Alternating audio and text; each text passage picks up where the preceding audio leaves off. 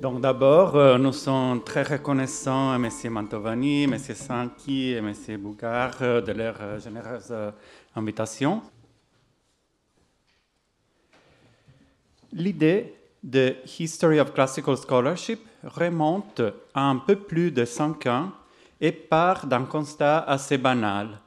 En 2018, il n'existait pas une revue exclusivement consacrée à l'histoire des études classiques. Il existait déjà évidemment des périodiques à vocation généraliste qui recevaient régulièrement des contributions consacrées à l'histoire des études sur l'Antiquité.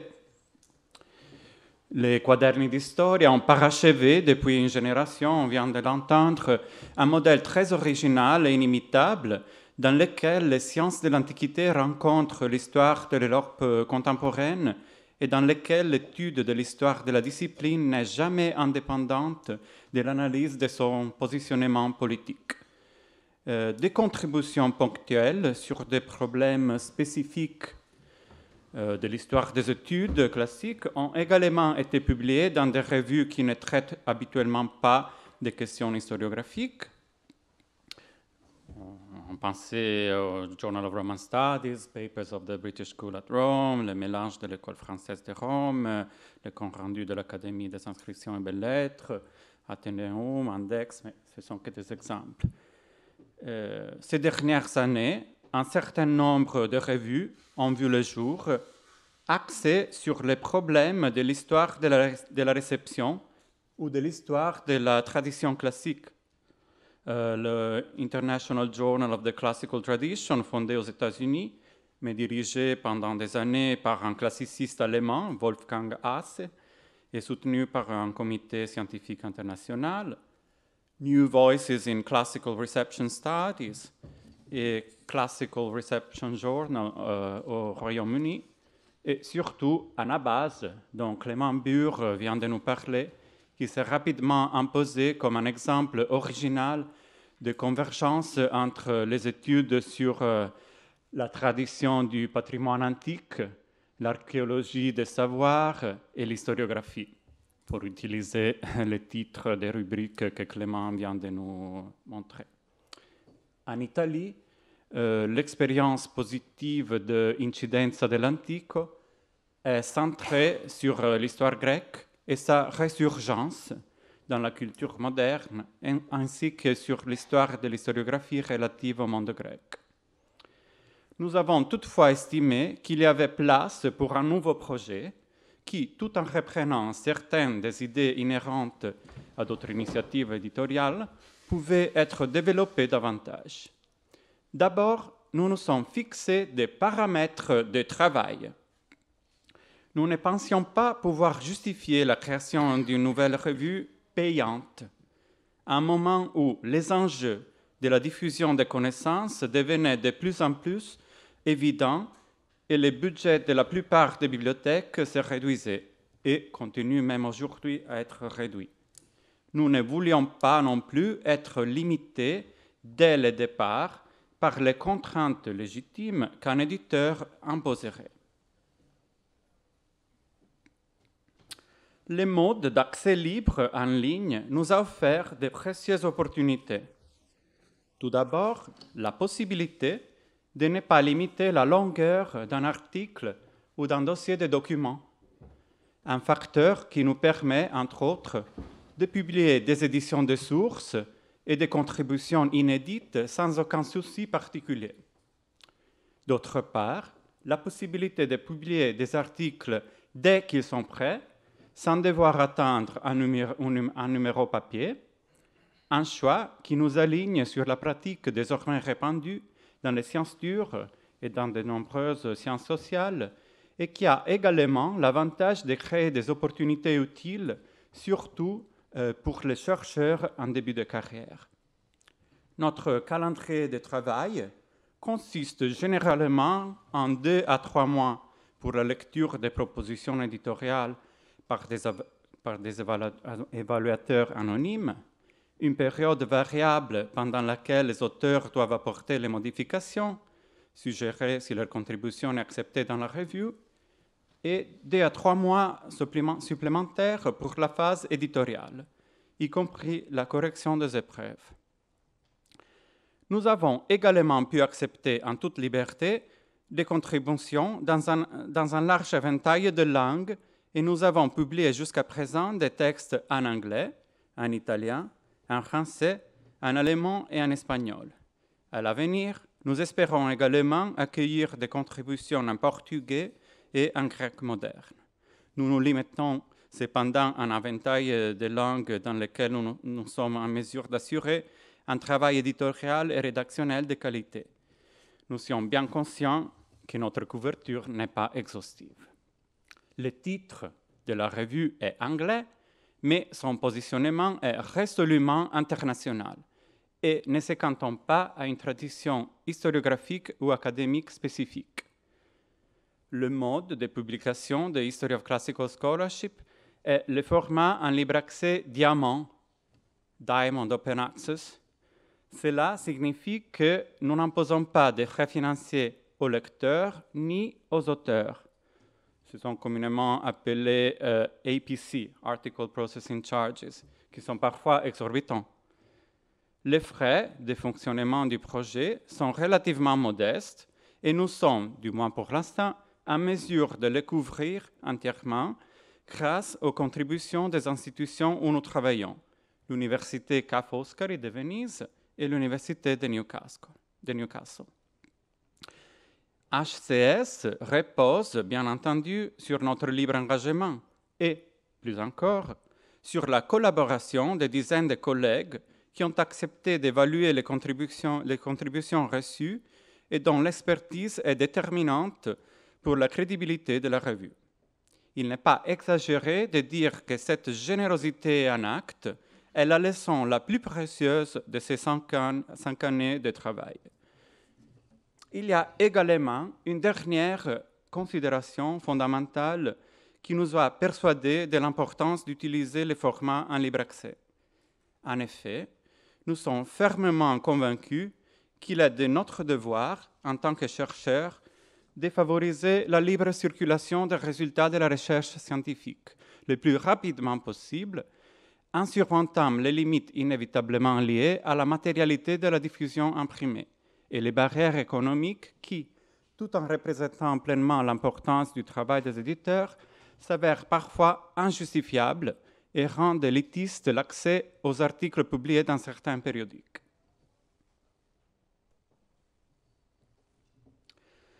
Nous nous sommes promis de travailler sur une idée large de l'histoire des études classiques. Certes, cette orientation comporte certaines limites. Nous ne publions pas de contributions sur l'histoire de la réception des classiques, sur les sources des tragédies de Shakespeare et de Racine, sur l'influence de l'art grec dans l'Allemagne nazie, ou sur la figure de Didon chez Elena Ferrante. En revanche, une contribution hypothétique sur la lecture d'Aristote par Spinoza ou Croce, ou sur l'essai de T.S. Eliot sur Virgile, relèverait de nos intérêts, car, à des degrés différents, ils ont contribué au débat critique et aux recherches scientifiques sur ces auteurs anciens. Nous ne publions pas de contributions sur des savants encore en vie. Nous ne sommes pas uniquement intéressés par des contributions sur le travail des professeurs d'université ou des humanistes plus ou moins reconnus. Nous ne nous concentrons pas non plus nécessairement sur le travail des grands érudits. On peut aussi apprendre beaucoup des travaux de ceux qui ont peu publié, en se concentrant sur un champ de sujets étroits avec des résultats modestes. En effet, on peut à juste titre affirmer que la santé d'une tradition historiographique ou d'un champ disciplinaire se mesure d'abord et avant tout à partir du niveau moyen inférieur. On ne peut pas perdre de vue les chercheurs médiocres ou ceux qui se sont plus mesquinement compromis avec le pouvoir. La tâche que nous nous sommes fixée est de contribuer à l'étude d'une tradition intellectuelle et scientifique complexe qui s'étend sur au moins 7 siècles. Comme nous avions l'habitude de le dire dans nos conversations exploratoires, de Lovato Lovati à Jacqueline de Romilly. Nous respectons profondément cette tradition et, dans une certaine mesure, nous avons le sentiment d'y appartenir nous-mêmes. Mais notre objectif n'est certainement pas de la célébrer, ni de revendiquer son centralité ou son exemplarité. Notre intérêt pour ce sujet a des racines anciennes, liées à nos parcours intellectuels personnels respectifs. Il s'explique en partie par notre origine italienne, dans un contexte où l'histoire des études classiques a des fondements importants. De surcroît, depuis au moins 20 ans, cette histoire a conquis sa place, parfois après pas mal de batailles, dans la taxonomie des secteurs disciplinaires dans laquelle les études classiques s'organisent au sein du système universitaire italien. Il en va de même, dans une moindre mesure, pour le monde germanophone, où une tradition historiciste a laissé un héritage important. Dans d'autres contextes académiques, cette perspective paraît sans doute moins centrale. Ceux qui connaissent le monde britannique se souviendront peut-être de l'anecdote racontée par Momigliano, selon laquelle, à la fin des années 1940, quiconque déclarait s'intéresser à l'histoire des idées recevait une carte de visite de l'Institut Warburg. Ce n'est sans doute pas un hasard si le plus grand spécialiste de l'histoire des études classiques en Grande-Bretagne, Christopher Stray, membre de notre comité scientifique, n'a pas eu d'expérience professionnelle dans l'enseignement universitaire de cette discipline. Sur ce plan, également, des développements intéressants sont à noter.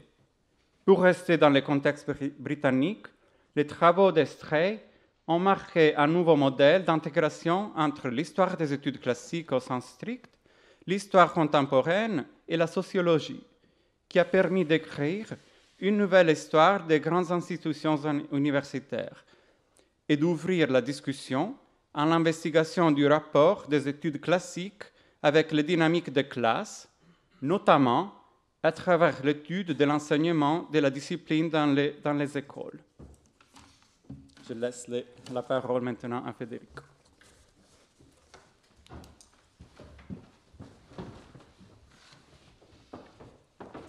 Merci Lorenzo et merci à nouveau aux organisateurs.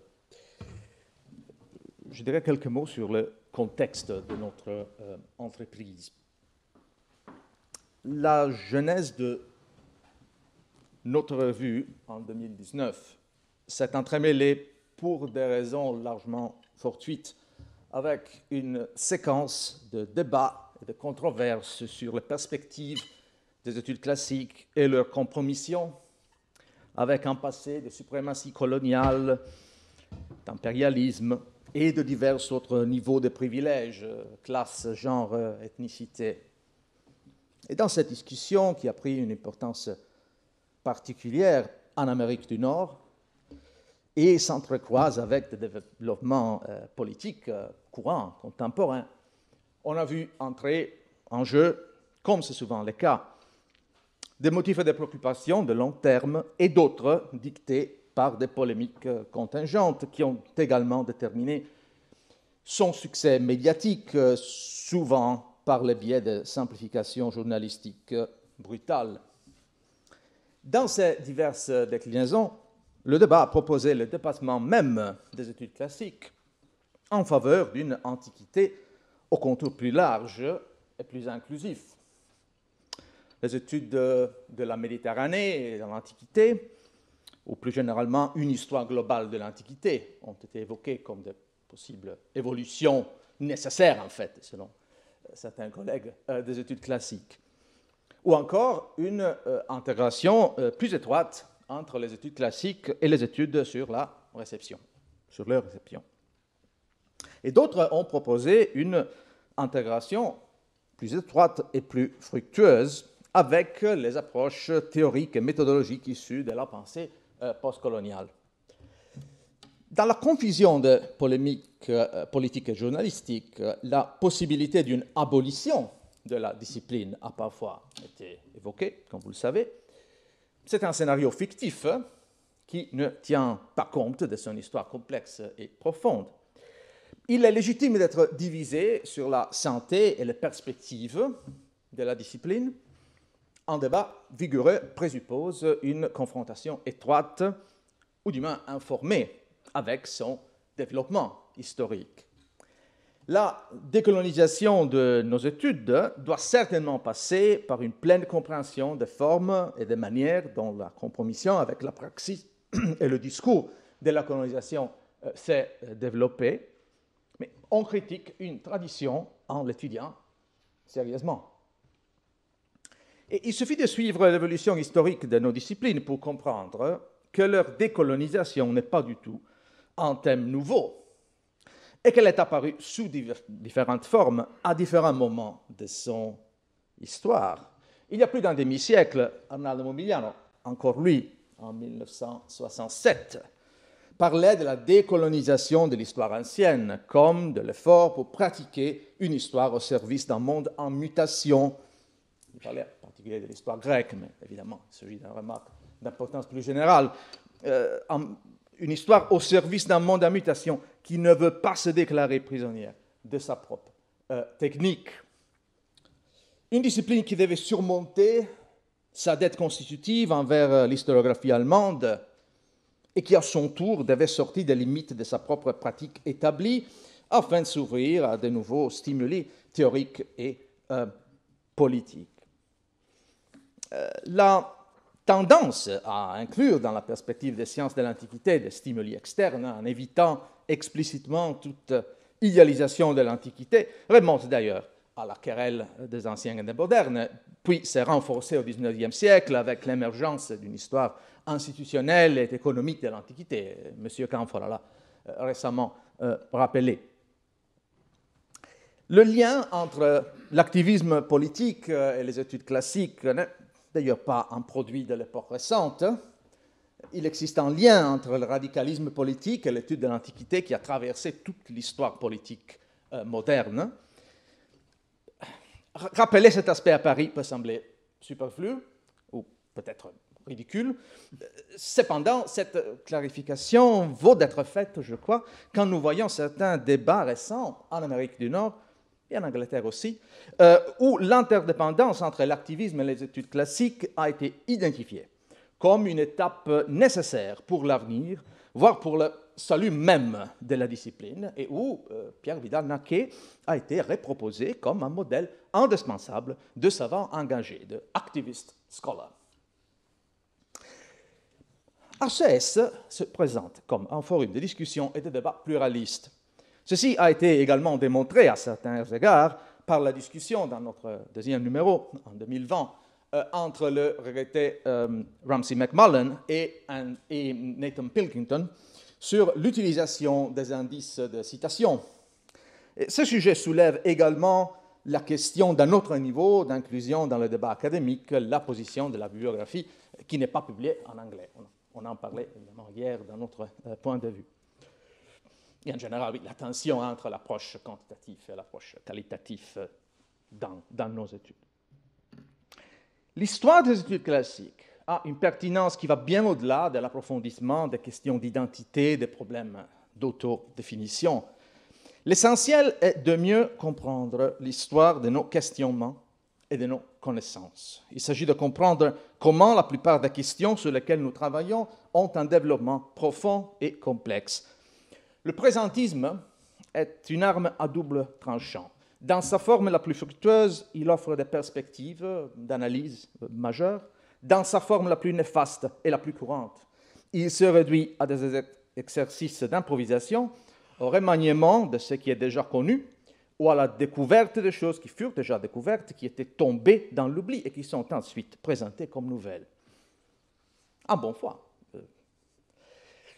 La réflexion sur l'histoire de la discipline joue également un rôle fondamental d'un point de vue méthodologique et de transmission des connaissances.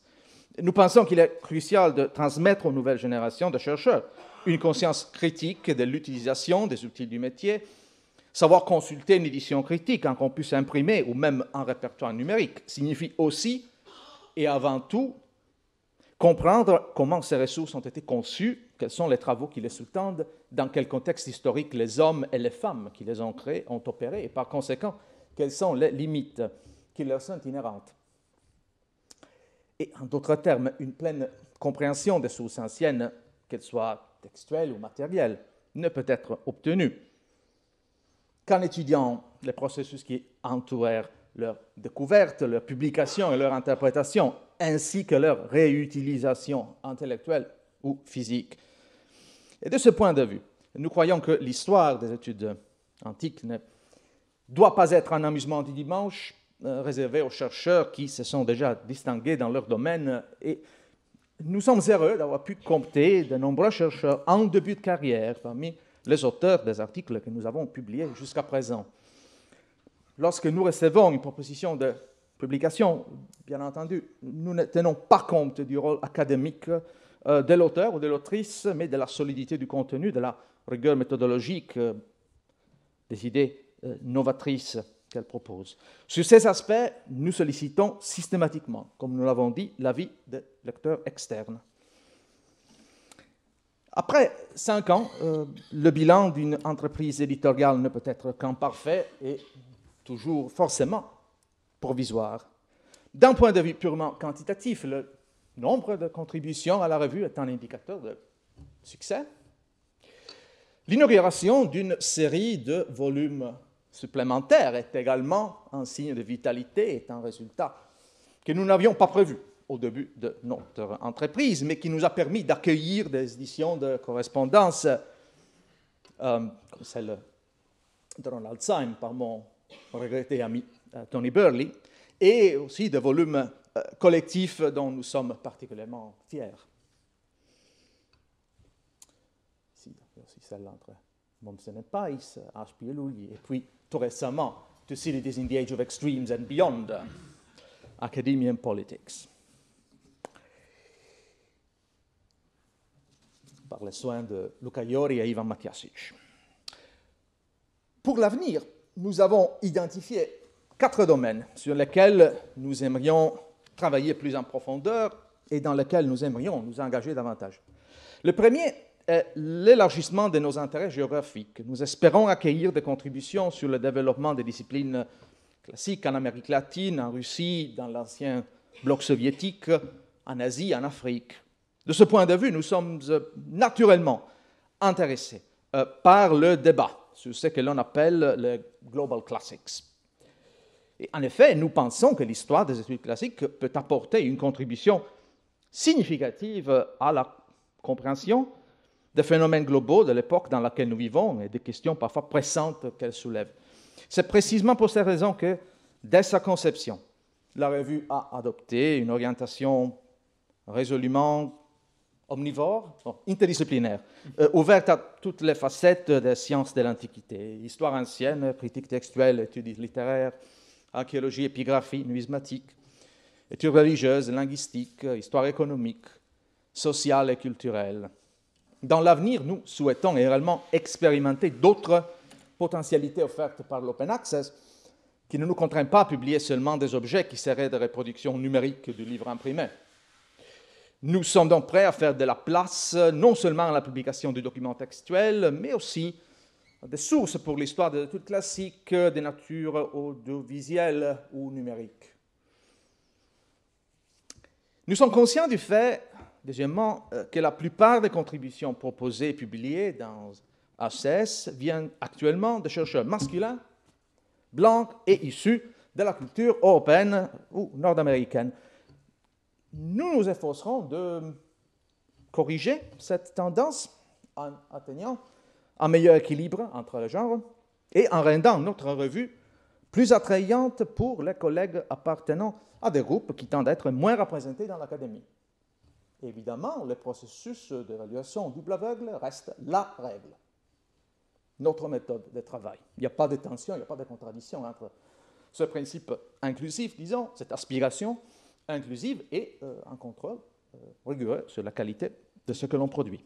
En troisième lieu, nous aimerions accueillir davantage de contributions sur l'historiographie liée aux interactions des Grecs et des Romains avec d'autres cultures.